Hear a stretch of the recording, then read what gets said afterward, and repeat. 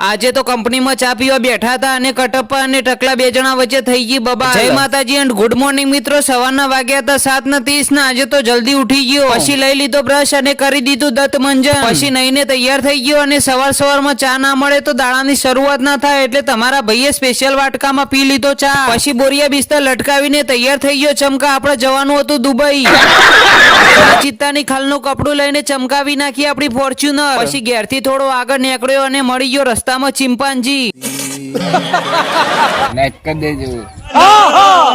પછી રસ્તામાં આવ્યું મહારાજનું મંદિર એટલે તમારા ભાઈએ તમારા બધા માટે કરી દીધા દર્શન. પછી બાઇક ને હાઈટ હોકારીને પહોંચી ગયો કંપનીમાં. પછી ચાની રિસેસ પડી અને બધી પલટન બેજી ચા પીવા માટે. પણ મારો બેટો ટકલો લખો કઈક વિચારીને ચા પીતો હતો.